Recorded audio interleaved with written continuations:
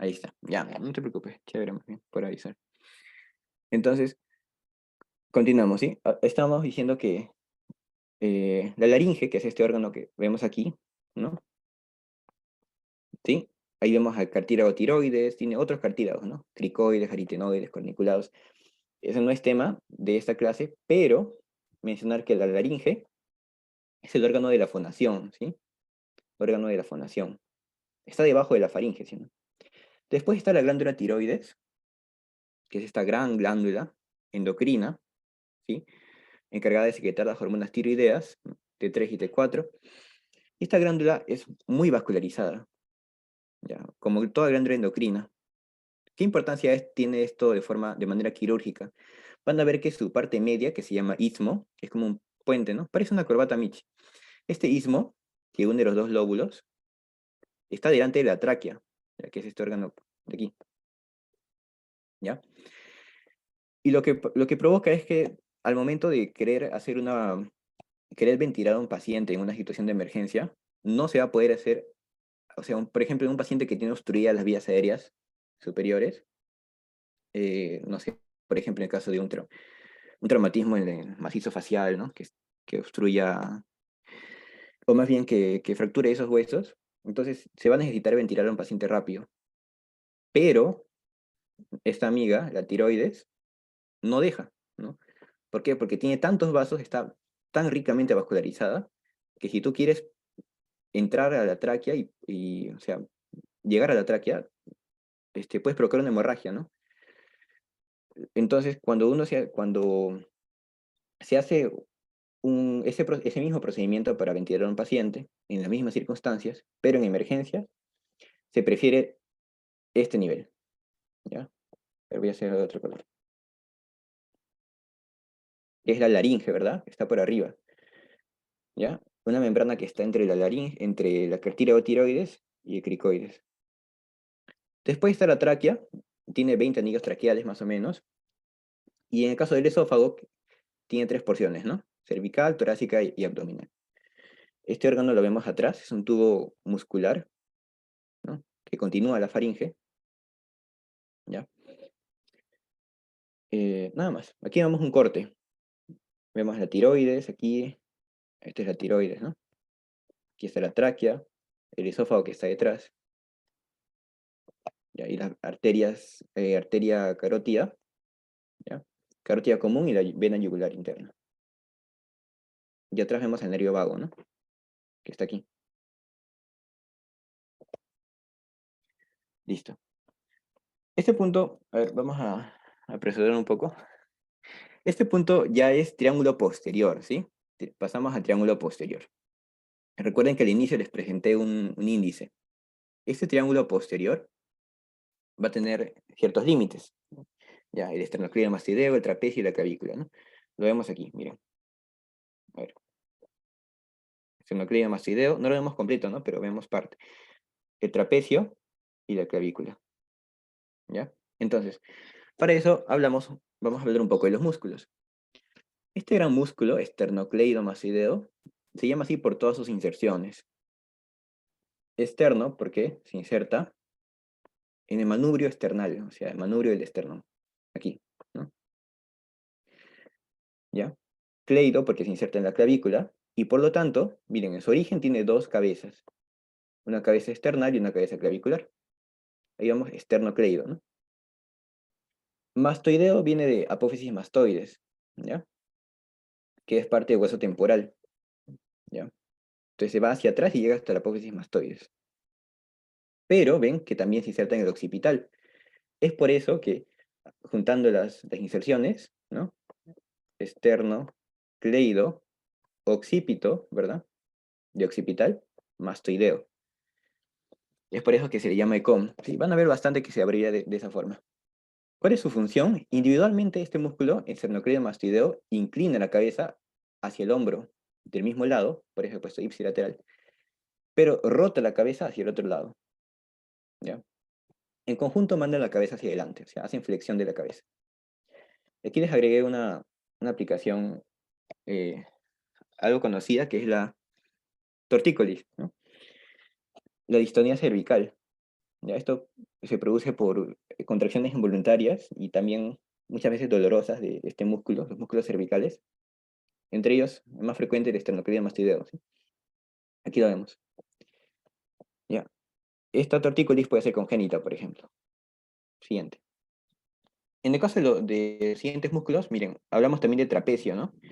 Es este gran músculo que está en el dorso, ¿ya? Que tiene esa forma, ¿ya? Ahí están sus inserciones, la línea nucal superior, apófisis espinosas de estas vértebras, C7 hasta la T12, o sea, todas las vértebras torácicas. Ese es su origen, y su inserción es en la clavícula y en la escápula, ¿no? Listo. ¿Qué más? El esplenio de la cabeza, que lo vemos aquí, que es este músculo, ¿bien? Este es un dibujo de la Tariet, que son con colores más fuertes, ¿no? Parece pintado con resaltador. Este esplenio de la cabeza tiene estos orígenes, miren. Apófisis espinosas de C7 a T4, y su inserción es aquí, en la apófisis mastoides, ¿ya? La misma, donde también se inserta el esternocleidomastoideo, aquí, ¿no? Esa pelotita que ven aquí en el cráneo. Ustedes se lo pueden palpar esta zona que está detrás de la oreja, ¿no? La apófisis mastoides. ¿Qué más? En el caso de los escalenos, que son tres músculos, vemos que hay uno posterior, miren, anterior, posterior y medio, ¿no? ¿Dónde se insertan? Por arriba nacen en las vértebras cervicales, miren. Las apófisis transversas de las vértebras cervicales. Pero abajo se van a insertar en las costillas. Entonces, ¿cuál será la función? Elevar las costillas, ¿no? Las primeras costillas. Miren, lo que quiero resaltar aquí es que el escaleno anterior se inserta en la primera costilla, ¿ya? En la primera costilla, y va a formar un tubérculo, aquí. A ver, ¿qué se llama el tubérculo del escaleno anterior? A ver, no vemos. Aquí, ¿ya? O también llamado tubérculo de Lisfranc, ¿ya? Entre el escaleno anterior y medio se forma el hiato interescalénico, donde pasan los troncos de plexo braquial, ¿ya? Los troncos de plexo braquial, aquí lo vemos, ¿ya? Ese es el hiato interescalénico. Y el nervio frénico también, miren, aquí arriba, y la arteria subclavia, ¿no? La arteria subclavia, que aquí está grande, ¿no? Y la arteria dorsal de la escápula. A ver, en el drenaje venoso superficial, vamos a hablar de la yugular externa y la interna. Ya hablamos de la vena yugular interna, ¿verdad? Ahora de disculpe, la externa y la anterior. La externa y anterior, ¿ya? Son los conductos principales del sistema de drenaje superficial, ¿ya? De drenaje superficial del cuello, ¿ya? Ahí están. En el caso de la vena yugular externa, ya que la vemos aquí, que cruza en diagonal al ECOM, ¿sí o no? Aquí vemos la yugular externa, ¿ya? Esta yugular externa forma una X con el ECOM, ¿ya? Entonces ven que no sigue su mismo eje, ¿sí o no? ¿Qué más? Nace de la unión de la vena auricular posterior y la vena retromandibular y cruza en diagonal al esternocleidomastoideo. Al final va a desembocar en la vena subclavia, ¿ya? La vena yugular anterior no es constante, ¿sí? Ah, ya, esto le puse, a ver, esto aquí lo puse porque esta parte sombreada o más blanquecina que he puesto representa la lámina superficial de la fascia cervical. Hablar de fascias cervicales es como hablar de cuatro bolsas puestas así, una dentro de otra, o sea, bolsas colocadas así en conjunto, y entre esas bolsas encontramos, no sé, frutas o cosas que vamos a llevar en las bolsas, ¿no? Estas bolsas son láminas de tejido conectivo, ¿ya? Y no van a contener frutas, ¿no? Van a contener vísceras, músculos, vértebras. La más superficial de estas láminas es la lámina superficial de la fascia cervical, que es lo que estoy poniendo aquí de blanco. ¿Por qué lo resalto? La vena yugular externa está por delante de esta lámina. Entonces, para llegar a la subclavia, que es profunda, va a tener que perforarla. Entonces le hace un huequito, ¿ya? En la parte medial de ese huequito, que limita con el ECOM, encontramos el repliegue falciforme de Ditel. Es un engrosamiento nada más. Lo quise mencionar porque bueno, quería agregarle algo más. Se puede ver, se puede palpar también. Entonces, tal vez le lleguemos a disecar en el Anfi. Aquí, las yugulares anteriores, vemos que se anastomosan por el arco venoso yugular. ¿Ya? ¿Qué más? Seguimos. Recuerden que ahora estamos hablando del triángulo posterior, ¿verdad? No estamos hablando del anterior. Ya desde que hablamos de músculos, aquí, ya hablábamos de triángulo posterior, ¿sí? Entonces, ¿cuáles son los nervios que pasan por el triángulo posterior? Ahí está. El 11 también pasa, ¿ya? Esos ramos superficiales del plexo cervical superficial, más bien ramos de plexo cervical superficial, que son el occipital menor, auricular mayor, cervical transverso y los nervios supraclaviculares, ¿ya? A ver, chicos. Por último, vamos a hablar de la arteria subclavia, ¿ya? La arteria subclavia. La subclavia, en este caso, miren que no decidí colocar un dibujo del Gray, ¿ya? Aquí hago una observación para los que tengan como referencia a ese libro. Ese libro se contradice en el caso de subclavia, se contradice con la Target y con otros libros. Por eso preferí este dibujo, ¿sí? Que es un dibujo de otro libro, ¿sí? De Rubier. Y esquematiza estos ramos, miren. La arteria subclavia, habíamos hablado de la arteria, miren, arteria brachiocefálica, ¿sí, no? Arteria o tronco arterial brachiocefálico, ¿ya? Brachiocefálico, ¿ya? Ese tronco solo está en el lado derecho, ¿sí, no? En el izquierdo no hay tronco brachiocefálico. Ya, pues, este es un lado derecho.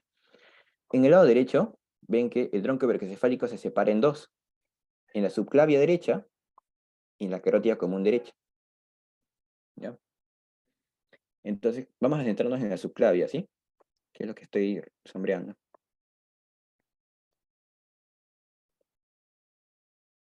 Ya. Entonces ya sabemos de qué estamos hablando, ¿verdad? El origen de la subclavia varía según el lado.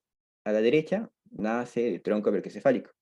A la izquierda nace directamente de la aorta, de la arteria aorta. ¿Mm?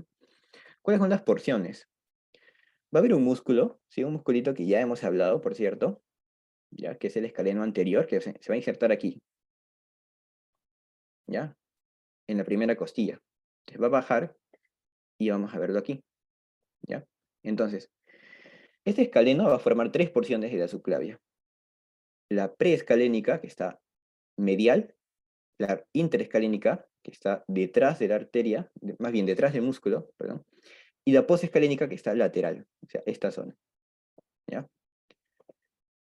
Y como observación, miren, todas las ramas colaterales de la subclavia nacen de la porción preescalénica, excepto por la arteria dorsal de la escápula, que la vemos aquí, ¿ya? Miren, esta arteria de aquí, que estoy pintando en celeste, es la que está más alejada, ¿sí, no? Aquí vemos una ramita que va hacia arriba, esta también va hacia arriba, y están relativamente juntas. Una rama bien gruesa, que es la arteria vertebral, una rama también de regular calibre que va hacia abajo, la torácica interna.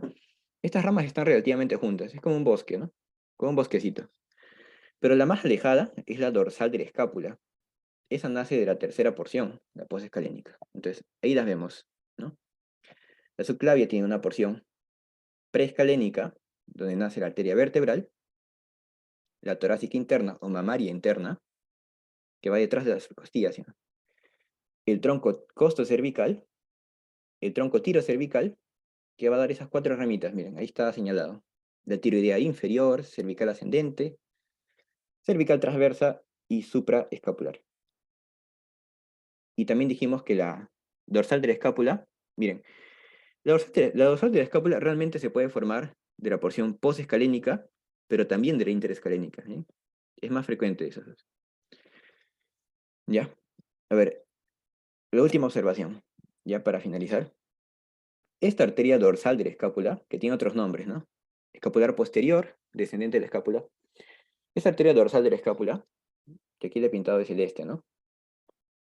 Lo más frecuente no es que nazca de la subclavia. O sea, a veces no lo van a encontrar. Miren que está yendo hacia atrás, ¿no?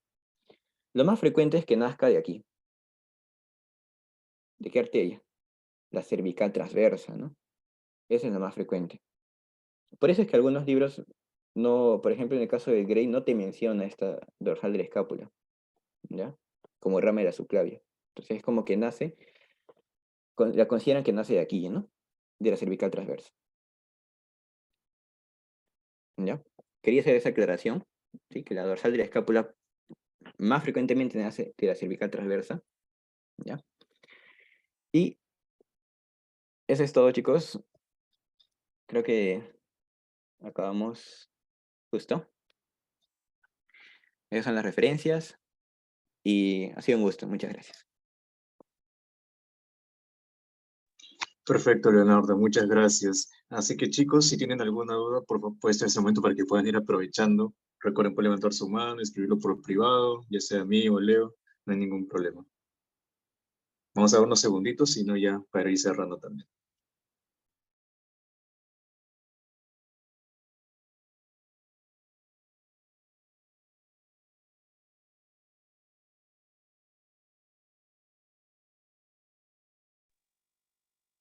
Bueno, creo que no hay preguntas en todo caso.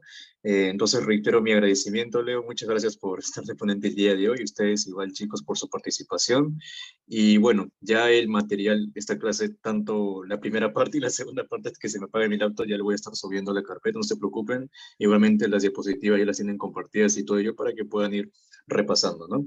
Entonces nos estaríamos viendo el día de mañana, igualmente con la anatomía, lo que vendría a ser tórax uno, ¿no? La parte de vías aéreas y pulmones. Así que a las 8 igualmente de la noche nos estaríamos viendo, chicos. Muchas gracias por su participación el día de hoy y muchas gracias a ti también, Leonardo. Sí, gracias a todos. Gracias, Sebastián, también. Cuídense, chicos. Cuídense, chicos. Muy buenas noches.